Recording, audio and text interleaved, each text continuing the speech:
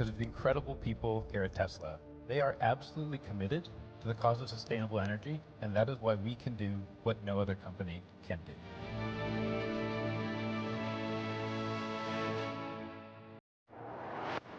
We can make lower cost products that are still efficient and compelling, and we can make them at scale. We're going to build them all in compact and high output factories that are easy for us to build quickly. We work together in a way that allows us to ask the hard questions. This is the product that will retire fossil fuels. We're not just creating products, we're creating a movement for sustainable energy for everyone. What we're trying to convey is a message of hope and optimism. Optimism that is based on actual physics. Earth can and will move to a sustainable energy economy, and will do so in your lifetime.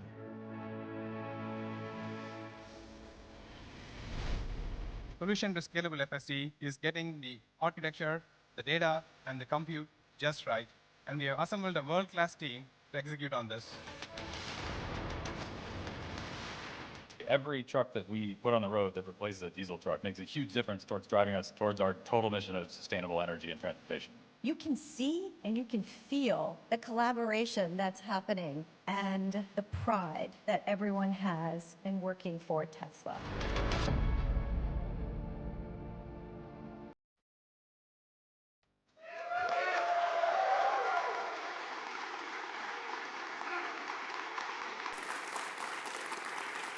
All right. Well, let me start off first by thanking everyone at Tesla for your incredible hard work. I mean, the Tesla team is an incredible team, great human beings. Anyway, some of the finest people in the world work at Tesla, designing and manufacturing our incredible products. So my thanks to you for everything you're doing. Well done.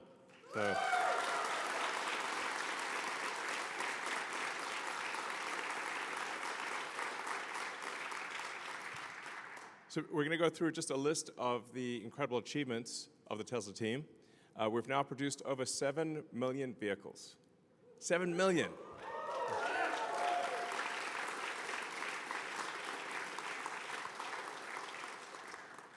In our first year of production, we produced just over 20 vehicles. And I thought, well, maybe we might one day be able to do 10 or 20 a week instead of 10 or 20 a year. And the way things are tracking right now, we will actually have made over 10 million vehicles next year. So we'll pass the 10 million vehicle cumulative. That's a lot of cars, man. That's a lot of cars. So it's really, and it's incredibly difficult, as you know, to design, to build, to manage the supply chain with thousands of suppliers, make sure everything arrives. You've got tens of thousands of parts, make sure everything works, then build the car, service the car, and it's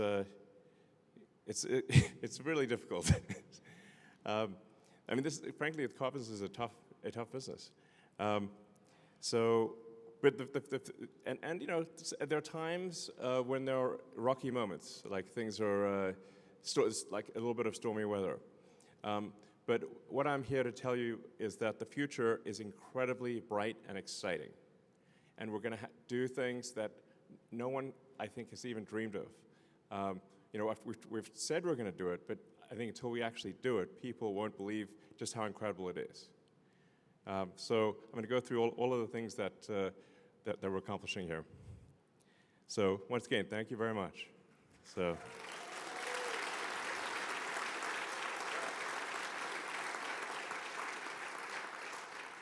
You know, it's worth noting that Tesla remains the company of choice for people to work for. So we get millions of applications per year for a very small number of spots, and we continue to be the leading organization, along with SpaceX, for engineering talent in the world, and also for manufacturing talent. Really, it's an awesome place to work, basically. Because of our growth, there's a lot of opportunity for upward mobility. And I'm going to talk you through just how I see the future unfolding and why I think it is going to be incredible. First of all, as always, we care a lot about safety, so the safety of our cars and the safety of people within the factory. So you can see that our work-related injuries have declined over time. So thank you for helping make that happen. That's a collaborative effort, so congratulations to the safety team on continuing to improve workplace safety.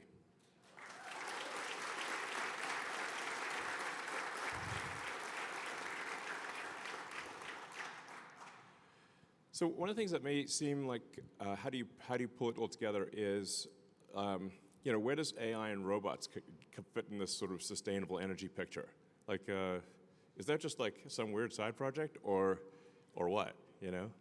But it's because what we're really aiming for here is maybe a better way to think of it, rather than sustainable energy, is sustainable abundance for all.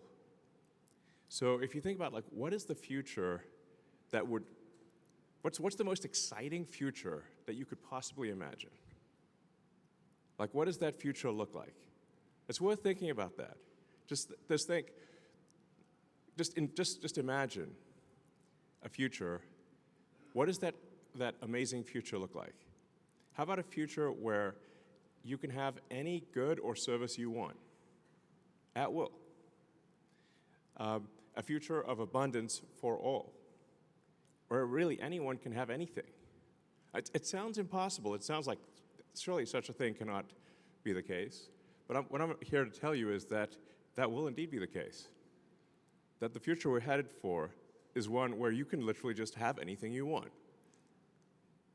Like, if there's a good or service you want, you'll be able to have it, and ultimately everyone in the world will be able to have anything they want. What's key to that is robotics and AI. So once you have self-driving cars and you have autonomous humanoid robots, where everyone can have their own personal C-3PO and R2-D2, but even better than that, that's Optimus. You can imagine like your own personal robot buddy that is a great friend, but also takes care of your house. We'll clean your house, we'll mow the lawn, we'll walk the dog, we'll teach your kids, we'll babysit, and we'll also enable the production of goods and services basically with no limit. And when you combine that with sustainable energy from the sun and batteries, we can also, at the same time, also maintain a great environment. So that, I think, is the future that we want. A future where nobody's in need. You can have what you want, and we still have nature. We still have, the beautiful parts of nature that we like. I think that's probably the best future. What other future would you want? I think that's like the cool future. And also space travel, let's not forget that. So if you can have basically anything you want and travel to space and go to Mars, and that's about as good as it gets. It's like, that's it. So that's really what we're trying to do, is take the set of actions most likely to lead to a great future for all. So that's what I mean by sustainable abundance. And the combination of things that we're making with Optimus and AI compute will achieve an age of abundance for all. Like, actually. So it's going to be pretty great. And Model Y became the best-selling vehicle in the world. It's, FYI, we do make the best,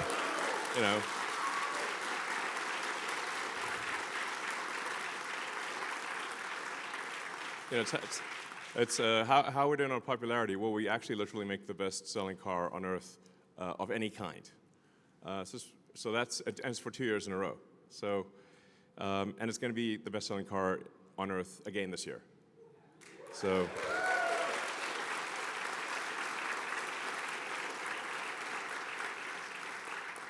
The Cybertruck became the best-selling electric vehicle pickup instantly, because it's awesome. Tesla was the best-selling electric vehicle in Europe, the fastest-growing brand in South Korea, and we launched in a lot of new markets, including Qatar, Lithuania, Chile, and the Philippines, and we'll be opening in a whole bunch more markets as well. So Teslas will be available worldwide. So overall, it's good. If you read the news, it feels like, Armageddon.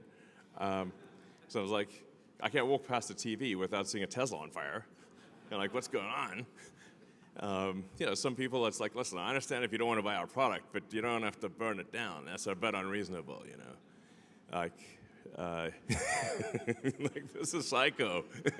Stop being psycho. Okay. And we launched the new Model Y. Congrats to the team on fast.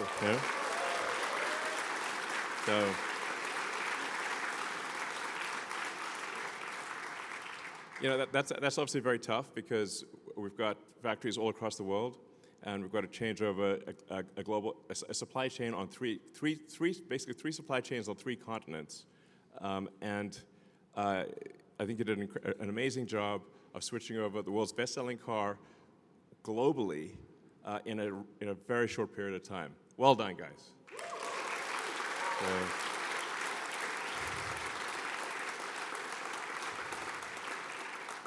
And let's not forget, also, we upgraded Model 3 last year. So I would encourage people to also buy the Model 3. It's a great car, actually. And the Cybertruck is achieved 5-star safety. These days, sometimes things get a little dangerous in the neighborhood. The Cybertruck, being bulletproof and all, can come in handy. But apart from being bulletproof, it's also very safe in a crash. We're also building the Tesla Semi factory. This is a vehicle that some people said was impossible to build, that it defied physics. Well, not only does it not defy physics, we're going to be making a lot of them. So we're going to make I think ultimately we'll make over 1 million, millions probably, of the Tesla Semi. This is really going to be something that you'll see all over the place, and it'll also be autonomous, or have the ability to go autonomous down the road. So really, autonomy is a massive, massive thing. The future is autonomous. I always sort of think, like, what will the future look like in 5 years, or 10 years, 20 years? And 5 years from now, autonomous cars are going to be everywhere. Primarily going to be Teslas, by the way. But autonomous Teslas will be everywhere. I think in 5 years, probably we'll have regulatory approval, I think, globally. So you'll have autonomous Teslas on every continent, taking people on trips, and almost the entire fleet, which will pass 10 million vehicles next year, is capable of full autonomy. So even without the Cybercab, we still actually have a gigantic fleet that is capable of being autonomous. And the thing about being an autonomous car is that it can be used much more than a car that is not autonomous. A typical passenger vehicle car will be used about 10 hours a week. So people might use it for an hour and a half a day on average for 7 days, which is about 10 hours a week. But there are 168 hours in a week. So if you have a car that's a robot car that can drive autonomously, it can now be used potentially for 80, maybe 100 hours a week. So you could have a car that has 10 times the usefulness of a non-autonomous car, but it still costs the same. In fact, the fleets are already built. So the software update just enables that capability. Overnight, you have an increase in usefulness of 10 million cars that suddenly become like 50 million cars, or maybe 80 or 100 million cars of usefulness overnight. That's a profound thing. Like, nothing like that has ever happened before. There is no analogy there's never been something where a software update increased the value of a gigantic asset base by a factor of like 500 to 1,000%. So it's very difficult for people in the stock market, especially those that look in the rearview mirror, which is most people, to imagine a future where suddenly a 10 million vehicle fleet has 5 to 10 times the usefulness. It's so profound, and there's no comparison with anything in the past that they just can't, it does not compute. But it will compute in the future. And some people like Kathy Wood at ARK Invest do see the future. So what I'm saying is hang on to your stock. So.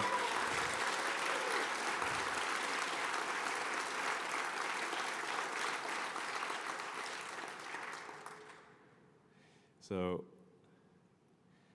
yeah, it's mind-blowing.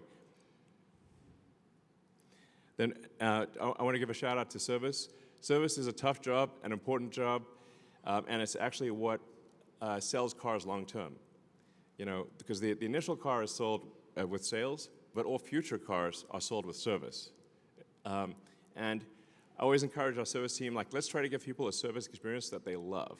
Not merely that they like, but that they love. Because people will talk about something that they love, that was an amazing experience, but they don't talk that much about things that they like. You have to really do something amazing. And then they'll talk about it and be like, wow, that's incredible. So thank you to the service team for the great job you do.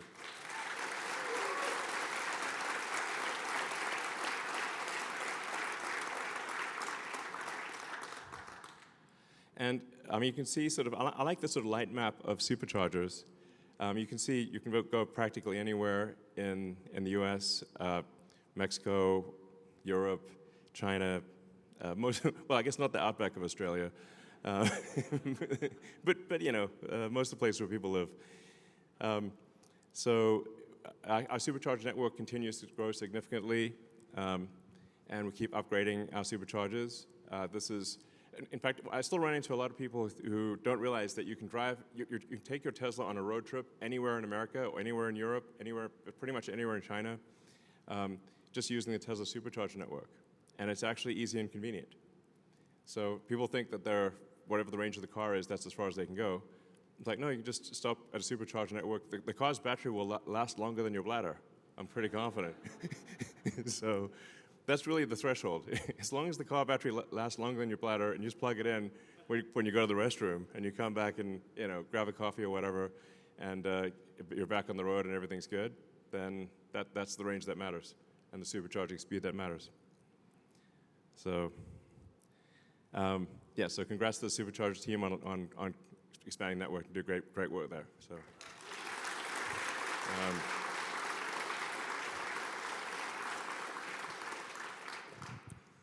And then, the Megapack and Powerwall team are really knocking it out of the park. The demand for stationary battery storage is gigantic, and I think that is actually only going to increase dramatically over time.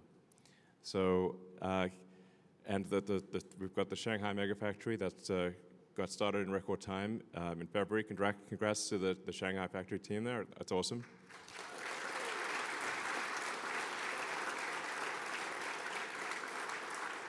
And the Powerwall 3 it usually takes about 3 major technology iterations for a product to be great. And the Powerwall 3 really is a fantastic home energy product. And it's something that if you want to ensure that your home has uninterrupted power during a power outage, the Powerwall 3 is the way to go. And if you combine that with solar, you can basically be off-grid, which is pretty cool. But I think just having energy insurance, or energy assurance, such that if the utility goes down, you don't even notice. Like the lights are on in your house, and your neighbors will come to you for help, basically. That's actually what happens when somebody has a Tesla Powerwall and there's a power outage. So that's a great product. And then, Megapack, especially at the utility scale, is the opportunity there is gigantic because it enables a utility grid to dramatically increase the output of electricity because you can generate electricity at night, and then Megapack can provide that electricity during the day because normal electricity demand is very uneven. there's a lot of electricity usage during the day, but limited at night. So Megapack actually has the potential to increase the output of an existing electricity grid by more than double. So you can actually, without building additional power plants, double the total output of energy in a year. So it's quite a profound thing. Yeah, so Megapack is also really good at stabilizing the grid. So if there's variations in power in the grid, the Megapack can absorb. If there's a big power spike, it can absorb and store the power, and then if there's a drop in power, it can fill in the gap. So Megapack is excellent for stabilizing the grid, and obviously it matches very well with wind and solar. In fact, satellites are just solar panels and a battery. That's how all satellites work.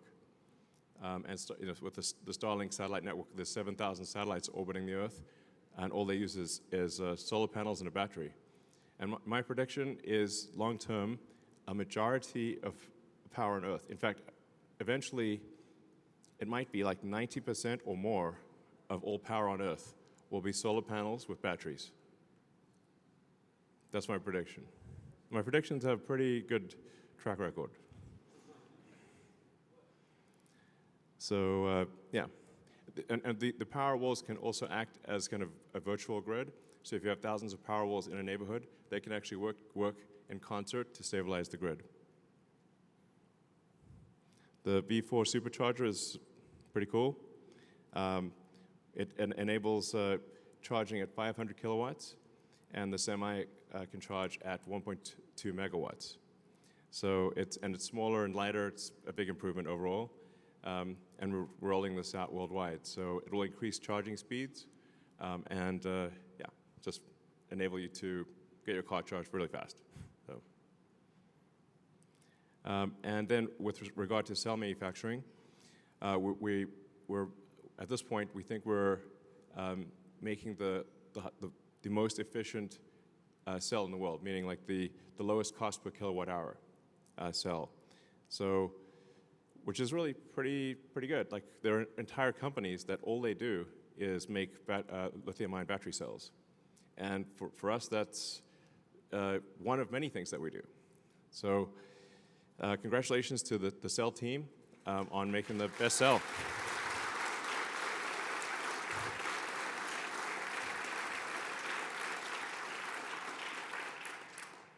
So that's a really big deal.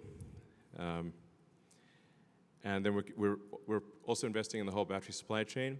So we have cathode production, we have lithium refining, and then more. Yeah, hopefully, we're sort of hoping someone else will do the anode. We might have to do the anode. I hope someone else does it. Why do we have to do all these things? Yeah, a lot of people think like we do a lot of these things because we want to, but really it's often just because we didn't have any choice, nobody else was doing it, so we had to do it. So yeah, a lot of new factory milestones. So in Berlin, we produced 660,000 drive units. Fremont, we built our first Optimus at the Optimus production line in Fremont. We're preparing for Cybercab production here at Gigafactory Austin. And Gigafactory Shanghai created its 3 millionth car. We've produced 160,000 NACS adapters at Gigafactory New York. And we've got record battery pack production at Gigafactory Nevada. So congrats to everyone.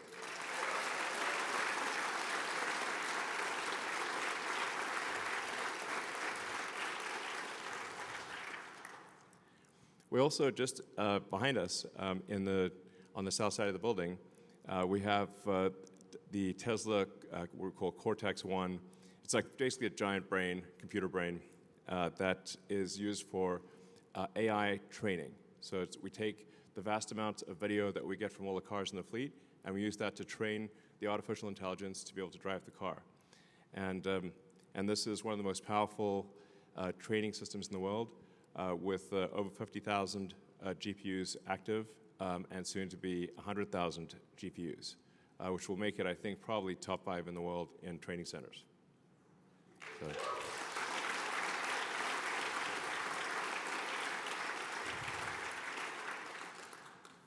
We're also continuing to make progress on our Dojo training supercomputer. So we've got Dojo 1 active now in Gigafactory New York and in Palo Alto. And it is actively working. It's actually taking load on, it's doing a meaningful percentage, well, I guess 5% or whatever. But it's still something, 5, maybe approaching 10% of the training load of the self-driving AI is being done by Dojo. And then we've got Dojo 2 that's coming down the line. That'll be probably 10 times better than Dojo 1. And so it's sort of exciting. We're making good progress with Dojo. I'm increasingly optimistic about the future of Dojo. I think we got a real shot here at a breakthrough. So congrats to the Dojo team.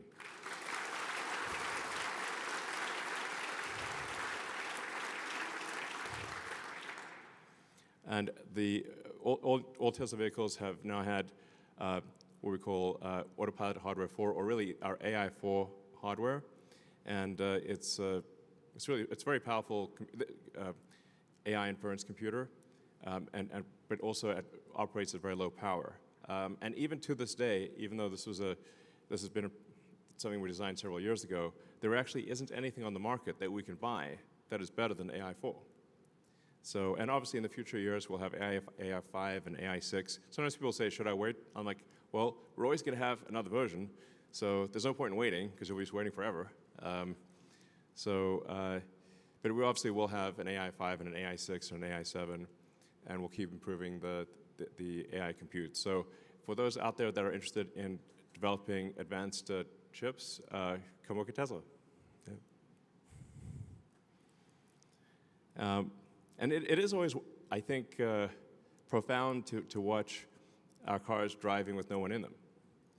And we actually have the cars doing useful work for the first time with no one in them, which I think is really, it's a significant milestone.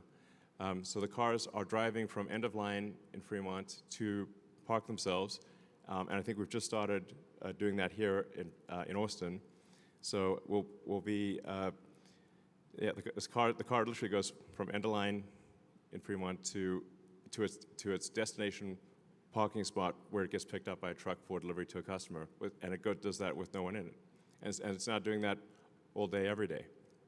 Like pretty much like it's just a matter of fact thing. Yeah. So let's see. And obviously, for anyone that's using it, you can see the dramatic improvements in full self-driving, where it's getting to the point where interventions are extremely rare, and eventually they'll get to the point where there really is no need to intervene. Like the car is going to be better than human. In fact, maybe it's worth emphasizing that it's not that Tesla full self-driving will be equal to humans in safety. It will be ultimately 10 times safer than a human, because it never gets tired. It doesn't, like humans get tired and sometimes get wasted, and we'll have arguments or change the radio or, text. I know no one in this audience would ever text while driving. That would be crazy, but it does happen. So the reality is that Tesla full self-driving will be vastly safer than humans. Not just equivalent, it will be actually vastly safer. And it means you can do whatever you want while driving. So even if you don't rent your car out for usage, you can still, it frees up your time. So if, let's say you're driving 10, 12 hours a week or more, it gives you back 10 to 12 hours of your life, which is extremely cool. So, well, Optimus sure has come a long way.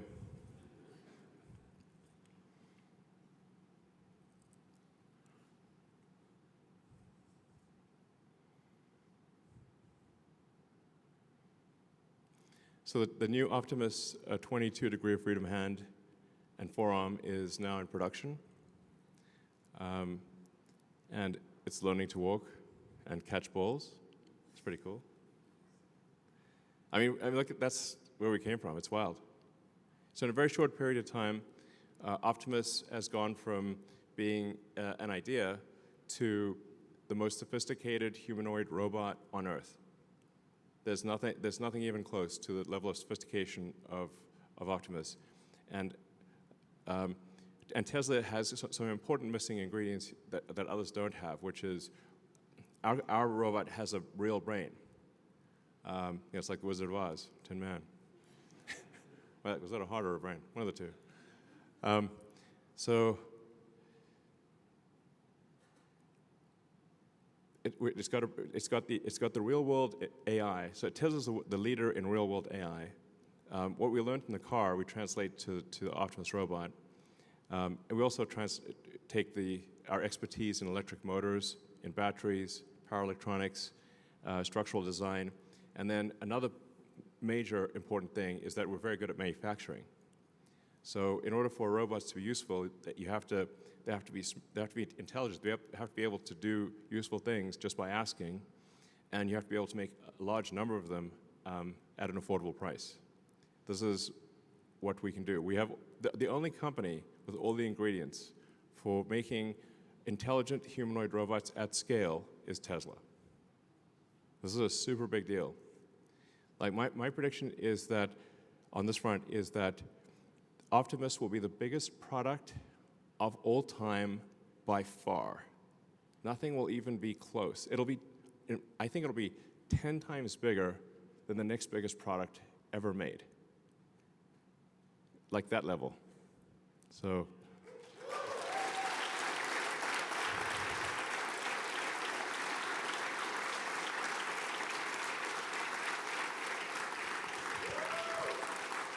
Yeah. All right, so with that, anybody have any questions? Yeah. So Elon, I have a question. I've worked for Tesla for 12 years. Hey, congratulations. Thank you. From a PA now to a shop leader in castings. Cool. And we rocket castings. Yes. We do. Yeah. Where do you see, or where would you like our focus in the next couple of years with the operations team? Well, we want to scale up production to new heights. Obviously, with the Cybercab, we're going to be. Cybercab is not just revolutionary car design; it's also a revolutionary manufacturing process. So I guess we probably don't talk about that enough. But if you've seen the design of the Cybercab line, it doesn't look like a normal car manufacturing line. It looks like a really high-speed consumer electronics line. It's, in fact, the line will move so fast that that actually people can't even get close to it. Like that's, I think it'll be able to produce a car ultimately in less than 5 seconds. Like, can you imagine a car coming off the line in less than 5 seconds? That's like, whoa. Which means casting's got to happen fast. Yeah. So I mean, we got to jam the liquid metal in, cool it down real fast, and then I guess maybe we need to just get even bigger casting machines. Sure, why not? Down. Yeah, let's 50,000 tons. Because then we can make in a single casting machine we could do 5 at a time or something. I'm trying to think how do you scale castings because you got liquid metal's got to cool, and then you've got to automate, getting all the bits and pieces off the casting so that it's usable, and that's actually kind of how they do it in small volume castings. They'll have a casting block that'll make 100 Matchbox cars at a time. Maybe we just make that real big. Yeah, I mean we have the Cathedral of Casting back there, so. Yeah, let's do that. I mean, let's see what is the limit of physics of how big can a casting machine be? Let's find out. I'm down. Let's have some fun here. Push the limits of technology. All right. Hi, Elon. I've been with Tesla for the last 8 years. Cool. It has been the most exhilarating 8 years of my career, and truly want to thank you for your leadership. I also have two little... Thank you for your contribution. Thank you. Thank you for your leadership. I also have two little girls who spend their weekends cruising around in their very awesome Cybertruck. Cool. I'd love to know when we can add Optimus to the family. Oh yeah, it's a good question. So this year we hopefully will be able to make about 5,000 Optimus robots. We're technically we're aiming for enough parts to make 10,000, maybe 12,000. But since it's a totally new product with totally new, like everything is totally new, I'll say like we're succeeding if we get to half of the 10,000 now. But even 5,000 robots, that's the size of a Roman legion, FYI, which is like a little scary thought, like a whole legion of robots. I'd be like, whoa, okay. But I think we'll literally build a legion, at least one legion of robots this year. And then probably 10 legions next year. And I don't know, it's kind of a cool unit, units of legion. So probably 50,000-ish next year.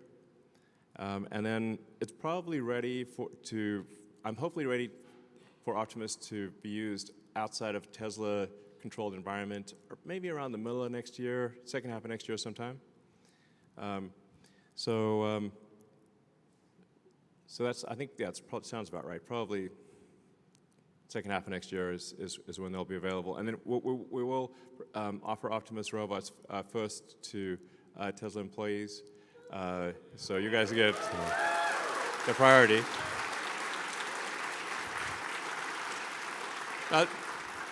There are some pluses and minuses to that, because it's probably have a few bugs, but it's going to be very cool. You'll want to invite your friends over and say, check this out. So that's the other questions. Hi, Elon. Hey. My name's Dom. I've been here for a little over a year now. I work in people development. Okay. We make so many amazing things. Yeah. Right now, it's still the people that do it. Yes. When we think about applying first principles to the relationships and the teams that people have, how would you encourage us to think about that and act on those first principles when it comes to relationships and teams?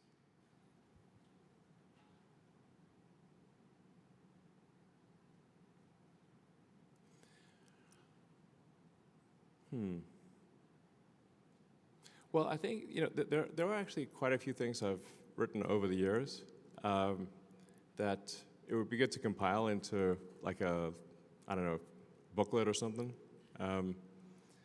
Because I actually have to be reminded of those things myself.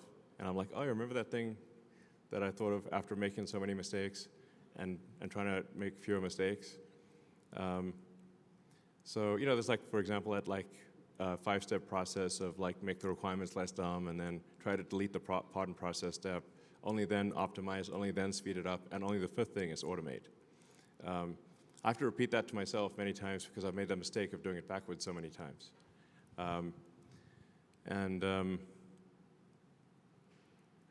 think always operating on the principle that everyone is wrong to some degree, and we should aspire to be less wrong over time, which we will not always succeed in doing.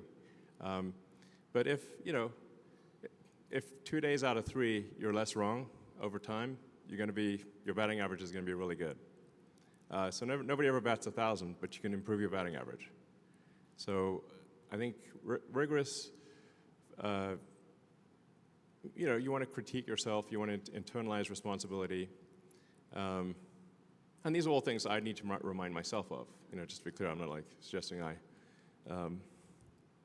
internalize responsibility. Be less wrong. And we should remember what is our goal as a company. Our goal is to make amazing products that people love, and then to take care of those products and service. So we should say, what are we doing to make our products better, to make them more affordable, to have the customer experience be delightful? Because that's actually the purpose of a company. Sometimes people forget, why does a company exist?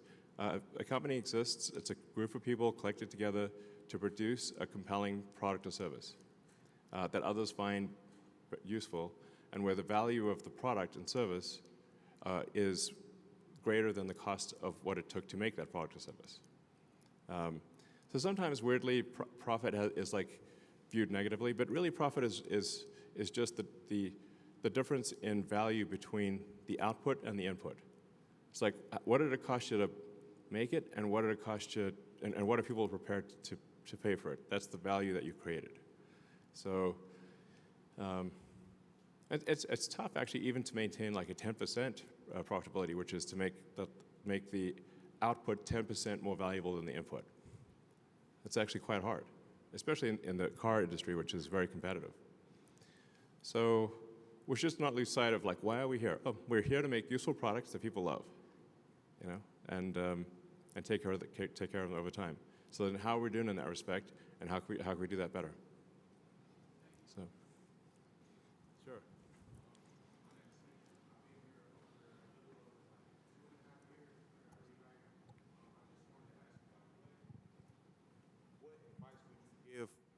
What advice would you give a young person like getting into the stock market? Like, stock advice. Wow. Yes, sir. Yes, sir. As I think people can perhaps tell who are watching this, these questions are not prepared in advance. This is literally random questions from the crowd, which is cool. I'm fine with that. And I think that it's going to sound very straightforward, but you want to really buy stock in companies where you think the products that company makes will be better in the future. Is that company going to make more and better products, or like do you love the products that company makes, and are they going to keep doing that? And like, I think Tesla, as I've just gone through, Tesla has a track record of having made many great products, and we're going to make many more future great products, and we're going to scale up production, and I think we've demonstrated a level of innovation that is extremely rare. I mean, certainly by far the most innovative company in the car industry, like not even close type of thing. So, you know, like I do think Tesla stock actually, long term, with Optimus and self-driving, Tesla will probably be the most valuable company in the world. But there are also other companies out there that make great products and services. So I think that's the way you want to look at it. Say, like, do you think this product, because that's the reason why companies exist, is to make great products and services. So if you think that a company is going to improve over time, then buy the stock, and if you don't, then don't. And then the stock market it's a very strange thing. It's kind of like, you know, I think it's Warren Buffett's sort of metaphor or analogy is, you know, the stock market's like having someone stand at the edge of your property or your house and yell prices to buy or sell your house every day. And like sometimes they take their meds and sometimes they don't, you know. So sometimes the person yelling out the price of your house is having a good day, and sometimes they're having a bad day. But it's still the same house. You're like, it's literally still the same house. Like, you know, so Tesla stock goes up and it goes down, but actually it's still the same company. It's just people's perception of the future. I don't know, I guess it's just very emotional, you know, so. But for me, while it's difficult to predict how things will be from, you know, in the next, say, 6 to 12 months, if you say, like, where will things be in 3 years or 5 years, the future of Tesla is incredibly bright. So.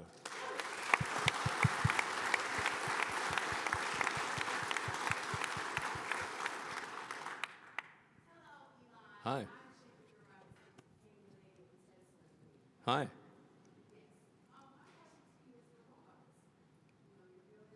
Yes. You say, will the robot take your job, or what? That's a fair question.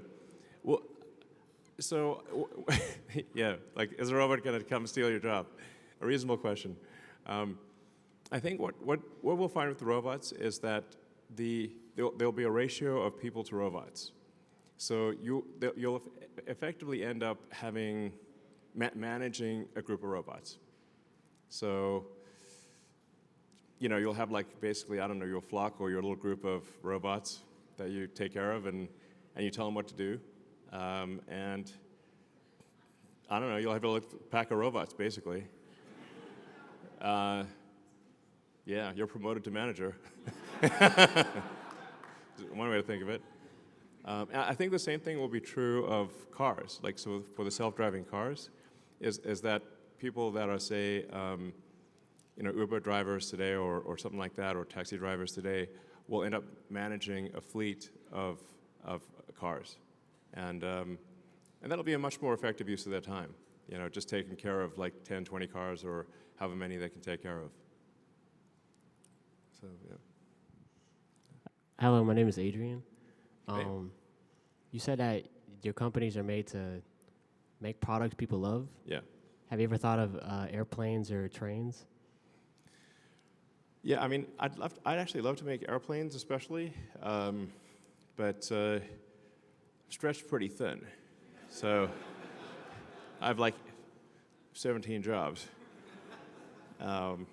At this point, I just go to sleep, work, go to sleep, work, and then do that 7 days a week, pretty much. People say, like, where do you go on vacation? I'm like, what's that?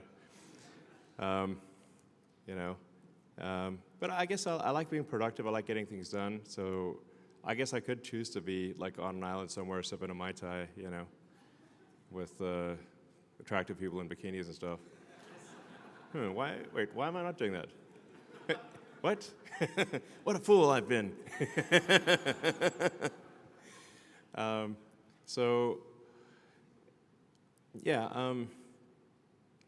actually thought about aircraft designs for a long time, and I think there's an interesting opportunity to make like an electric supersonic VTOL jet. The VTOL is like cherry on the cake, but certainly long-range fast electric airplane would be very cool. Maybe at some point we'll do that. Yeah, that'd be kind of fun. We do have the ingredients for it, so.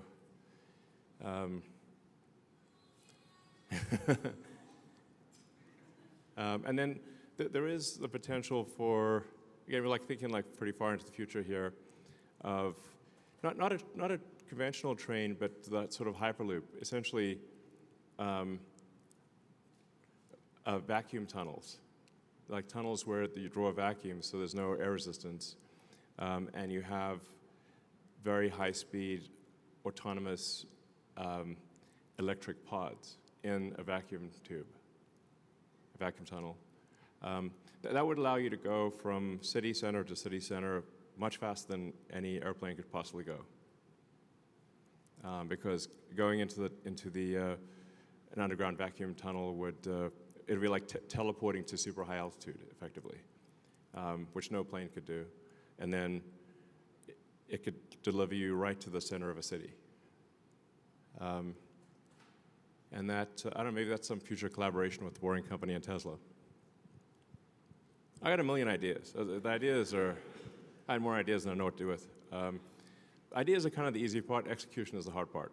As they say, it's 1% inspiration, 99% perspiration.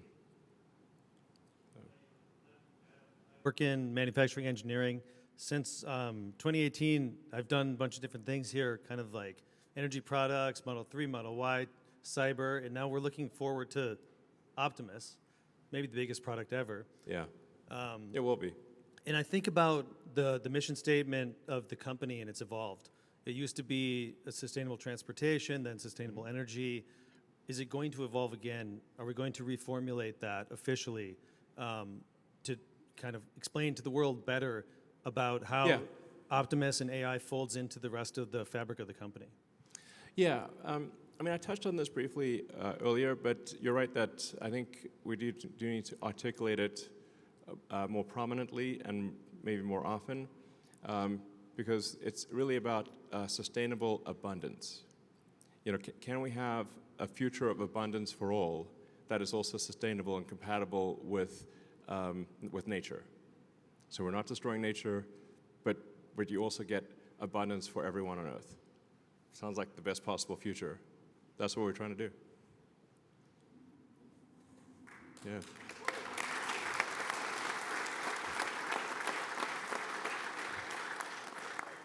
Yes, sir. My name is Aaron Armstrong. Yes, sir. My name is Aaron Armstrong. It's not every day that you get to be in the presence of somebody that's accumulated so much wealth and success.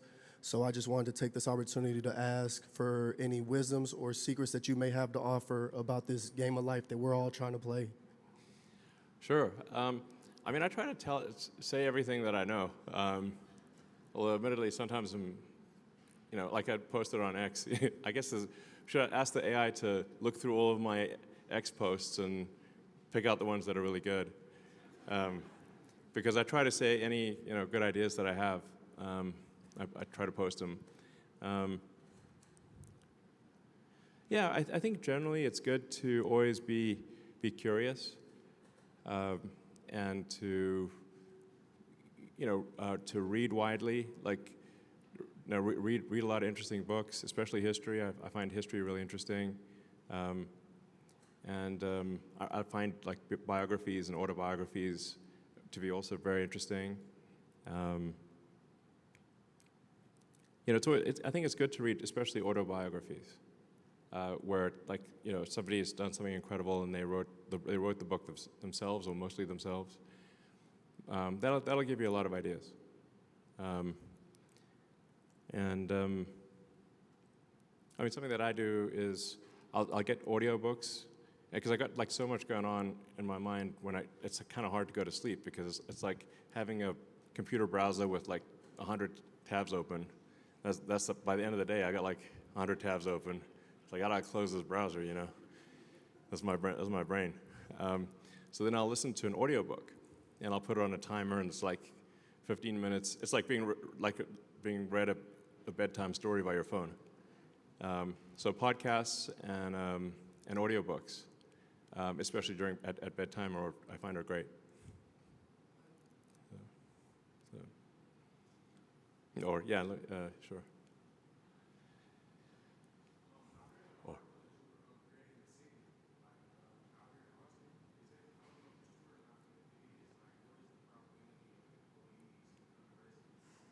Sorry, I can't hear you. Oh, there's a city in South Texas, which is Starbase. So it's a city for, in fact, cities maybe makes it sound bigger than it is, but it's a really a small town plus a giant rocket factory. That's Starbase. And it's in South Texas and Starbase, Texas, right by the Rio Grande. And you can just literally drive there, because it's on a state highway. So you can just drive through it and check it out. I do own a piece of property that's just across the river. That's kind of cool. It used to be like a horse place, like where they would give horse riding lessons and stuff. And at some point, I think it would be cool I want to do like this gigantic art project there. That's looks like an alien planet, like right across the river. But like that people could visit, So then I might live there occasionally. But really, it's a place to, to envision sort of an alien planet art project across the river. It'd be kind of cool. Yeah. Yeah.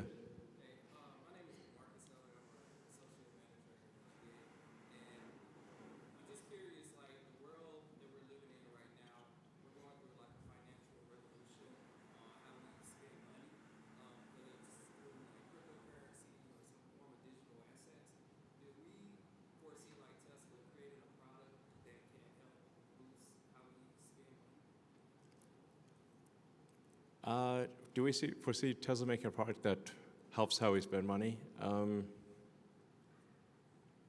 Well, I think the AI is going to help us spend money better. it's kind of amazing, what AI can do these days. I don't know if anyone here has used Grok, but it's pretty cool. Grok voice can be really pretty great too. I should try Grok Unhinged. It's guaranteed to be entertaining at a party. I 1,000% promise you, if you try Grok voice Unhinged at a party, it's going to be a big hit. So, but you can also ask it any questions. So if you want to ask questions about life advice or things or anything, you can really ask, you can ask it about cryptocurrency if you want. You can ask it about medical advice. You can ask it's very good, and it's getting better. So, I think more use of, try using Grok. It's really pretty cool. Yeah, sure. Sorry. Tomorrow's my third year anniversary, so thank you for that. Cool. But I'm going to ask, what phase of the plan are we in, and how long does it go? So we're in phase 3 of the master plan, since master plan 1 and 2 have been completed. Now, master plan part 3 is a very long master plan because it's basically making all energy on Earth sustainable. And I actually need to supplement it with the sort of abundance for all. Maybe that's master plan 4. I've kind of described master plan 4 essentially, which is autonomous cars, autonomous humanoid robots. You combine that with solar and battery storage, and I think the future is going to be incredible. So I'll take a couple more questions and call it a night. Well, I'll ask if you haven't asked a question before, you can ask a question. All right. Okay. Almost 3 years. My question is, when will we see some Optimus robots with the production team? Oh. Well, there are actually some Optimus robots being built in Fremont right now. So we'll. Not sure what that was, but. But we expect to have an Optimus production line here as well. So there'll be Optimus production starting in the Bay Area, and then we'll have the even bigger Optimus production line here in Austin. Yeah, there's going to be a lot of robots. So, ultimately, I think we'll be making tens of millions of robots a year type of thing. It's serious volume. Maybe 100 million robots a year. It's wild. Sounds good. We love it. Yeah. All right, well, last question. Okay.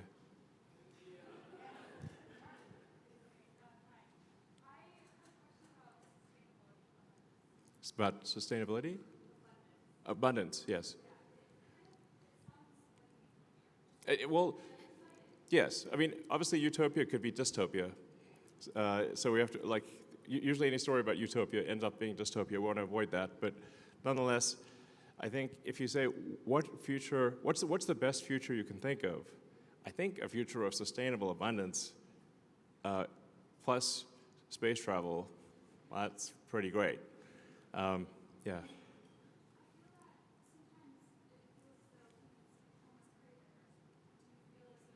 Oh, we need adversity.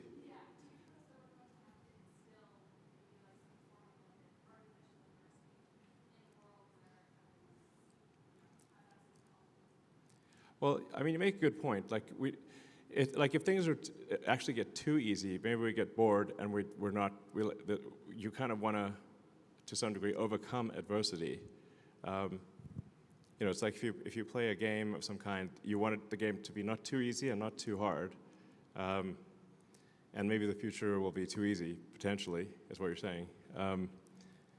It's a high-class problem, But I think we'll still have human-to-human competitions. If you look at, say, athletics, or even mind games like chess, although computers can beat any human at chess, chess is actually at an all-time high in popularity. And although cars can go faster than any humans, we still have athletic sports where humans compete against each other. So I think we'll still have human versus human competitiveness. I think long term we will also have enhancement of humans, or optionally, if somebody wants to enhance, have cybernetic enhancements, like with Neuralink. If you want to go cybernetic and, I don't know, maybe have super intelligence and be able to see, in different wavelengths,